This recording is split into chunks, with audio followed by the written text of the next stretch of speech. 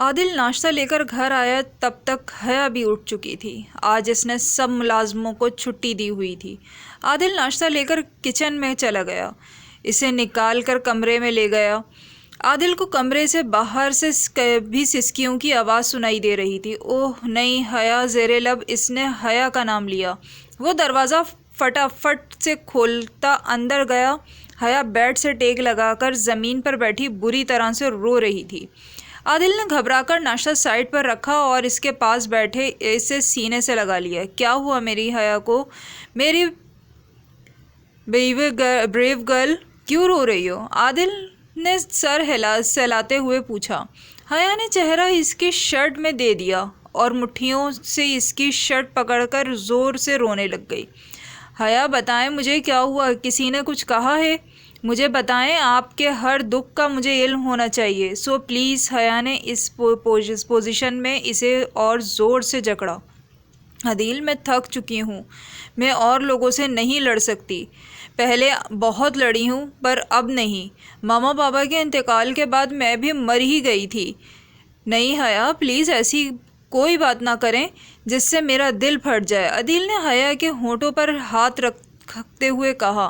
آپ زندگی ہیں عادل حسن شاہ کی۔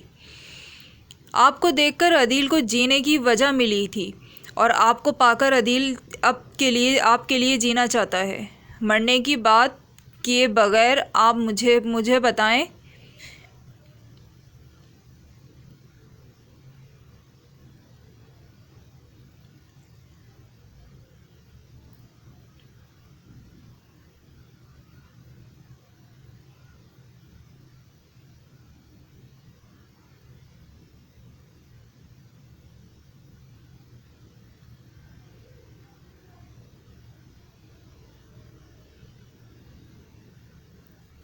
ماضی۔ حیا بیٹی اٹھ جاؤ، بابا تمہیں اسکول چھوڑ دیں گے۔ مس افضل نے ناشتہ تیار کرتے ہوئے حیا کو اٹھنے کے لیے آواز دی۔ انہوں نے 2-3 دفعہ آواز دی، جب کوئی جواب نہ ملا تو مجبوراً خود اس کے کمرے میں گئیں، جہاں وہ اپنے والد افضل کے ساتھ لپٹ کر آنکھیں بند کیے بیٹھی تھی۔ یہ کیا حیا، اسکول کے لیے لیٹ ہو رہا ہے، کب اٹھنا ہے اب تم نے؟ نہیں جانا، آج ہم بابا کے ساتھ شاپنگ پر جا رہے۔ افضل صاحب نے شفقت سے اپنی بیٹی کو دیکھا۔ جی بالکل ختیجہ، آج ہم شاپنگ پر جا رہے ہیں، آپ بھی تیار ہو جائیے گا۔ ایک تو آپ لوگوں کا دماغ پتہ نہیں ان کاموں میں کیسے اتنا چل جاتا ہے، ختیجہ کہتی ہوئی کچن میں چلی گئی۔ حیا بھی اٹھ کر فریش ہو کر باہر جانے کے لیے تیار ہو گئی۔ اس نے عادتاً بابا سے نقاب بھی کر لیا تھا، عبایا سے نقاب بھی کر لیا تھا۔ وہ چاہے امیر گھر کی لڑکی تھی پر اپنی حدود نہیں بھولی تھی۔ تقریباً دوپہر کے 3 بجے وہ لوگ شاپنگ کر کے گھر کے لیے نکل رہے تھے۔ حیا کے والد گاڑی ڈرائیو کر رہے تھے جب ایک تیز رفتار ٹرک ان کے سامنے آیا اور گاڑی سے ٹکرا گیا۔ گاڑی دور جا گری۔ اس میں بیٹھے تینوں نقوش زندہ تھے یا مر گئے تھے کسی کو علم نہیں تھا۔ ایمبولینس منگوائی گئی۔ حیا کے ماں باپ تو دم توڑ چکے تھے پر حیا کے سر پر چوٹوں کی وجہ سے اسے ہوش نہیں آیا تھا۔ تقریباً 15 دن بعد اس کی آنکھیں بلقیس آپا کے گھر میں کھلی تھیں۔ حیا کا سر چکرانا شروع ہو گیا۔ اس نے سر پر ہاتھ رکھا اور سوچنے لگی۔ سب یاد آتے ہی اس نے چیخ کر بلقیس آپا کو آواز دی۔ بلقیس آپا ان کی بہت پرانی ملازمہ تھیں۔ ان کی کوئی اولاد، کوئی پرسان حال تھا؟ نہیں تھا۔ حیا بیٹی 15 دن پہلے ہی آپ کے والدین کی تقدیم کر چکے ہیں۔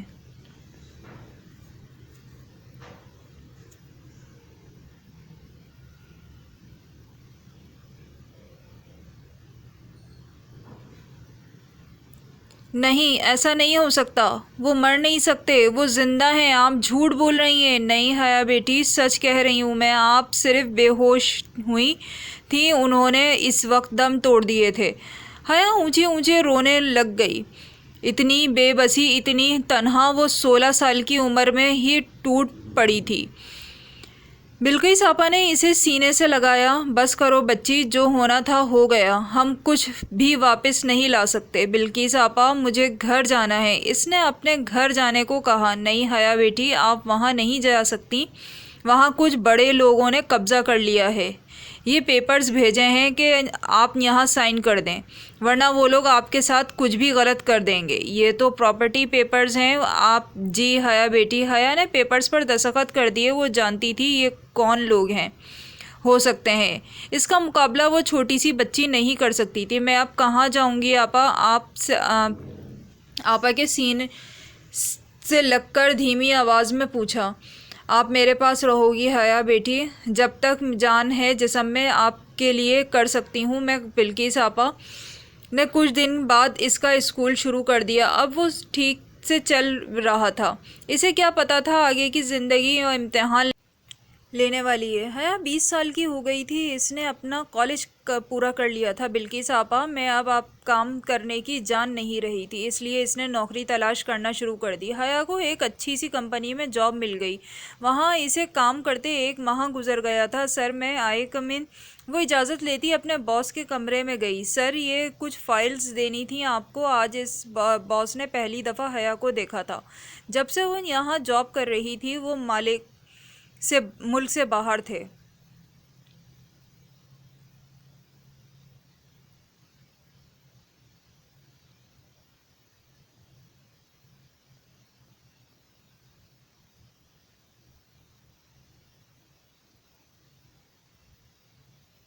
جی رکھ دیں.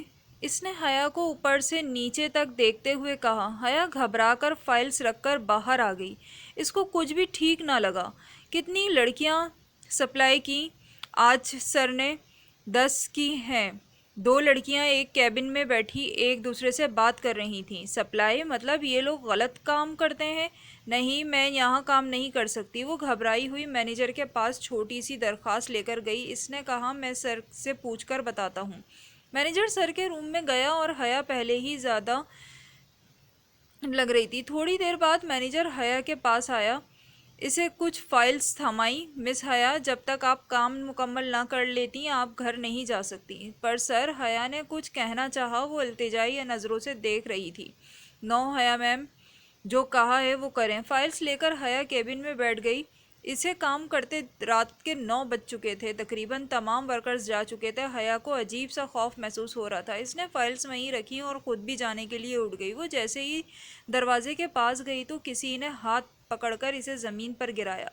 حیا کا سر ہلکا سا دیوار میں لگا جس سے خون کی بوندیں نمودار ہوئیں. سر آپ اس نے حیرانی سے اسے دیکھا. سر پلیز مجھے جانے دیں. اس نے ہاتھ جوڑ کر التجا کی. وہ مسنی ہنسی سے اسے دیکھ کر ہنس رہا تھا. حیا کھڑی ہوئی تو اس نے پھر تھپڑ مار کر نیچے گرا دیا. تم آج رات میری بن کر رہو گی اور اس کے بعد سب کی بنو گی. کیا سوچا تھا تم نے؟ مجھے پولیس کو بتاؤ گی کہ ہم لڑکیاں سپلائی کرتے ہیں؟ تمہیں میں اس لائق ہی نہیں چھوڑوں گا. تمہیں میں طوائف بنا دوں گا. یاد رکھنا. حیا اس وقت اٹھ کر آفس کے اندر ہی بھاگی.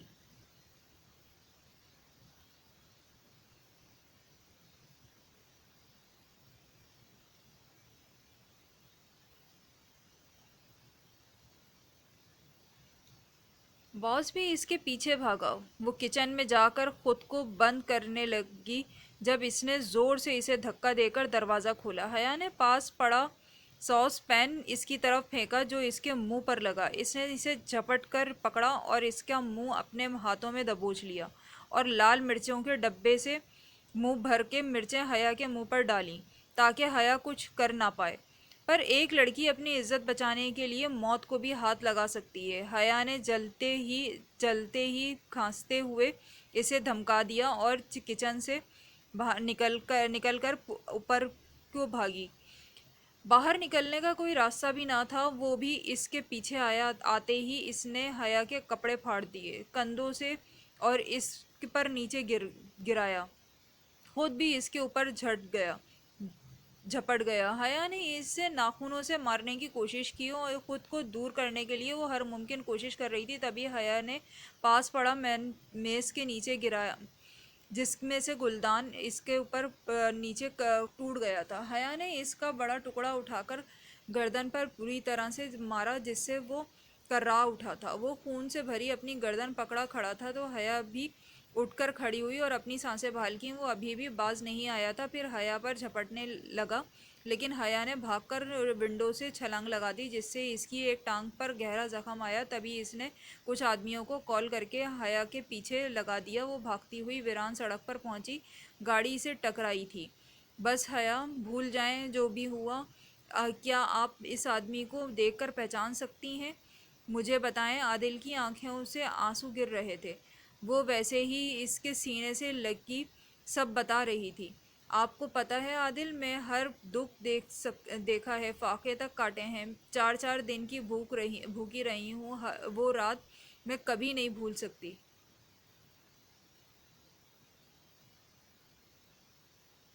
بس حیا، یہ سب اب ختم ہو چکا ہے میری جان، سب ٹھیک ہو جائے گا۔ اب آپ عادل حسین شاہ کی مالکن ہیں، راج ہیں۔ اس کی آپ پر کوئی آنکھ ڈالنا تو دور کی بات، سوچ کر بھی پچھتائے گا۔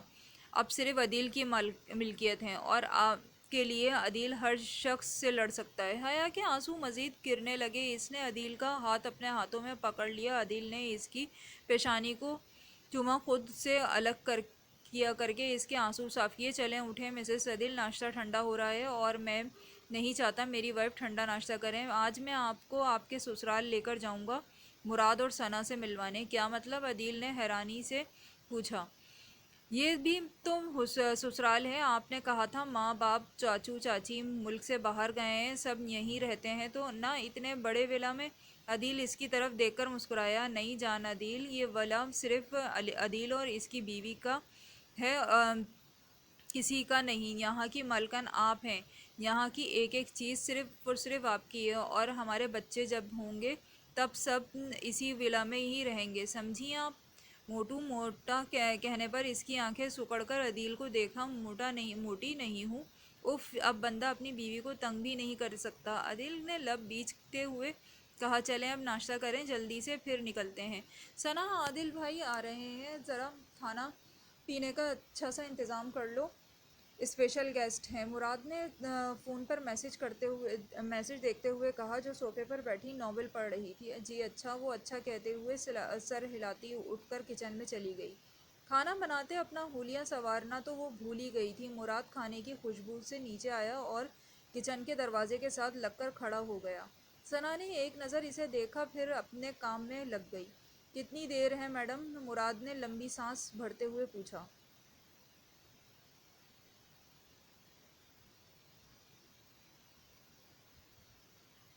بس ہو گیا، اس نے مصروف انداز میں جواب دیا۔ اچھا چلو یہ چھوڑو، چل کر تیار ہو جاؤ۔ ثنا نے حیرانی سے اسے دیکھا۔ یہ آپ کہہ رہے ہیں؟ جی بالکل، یہ میں ہی کہہ رہا ہوں، جاؤ۔ ثنا تو آج خوشی کے مارے پاگل ہی ہو جاتی۔ وہ بھاگ کر اوپر جانے لگی، پھر رکی۔ مراد سنیں؟ مراد نے پلٹ کر اسے دیکھا۔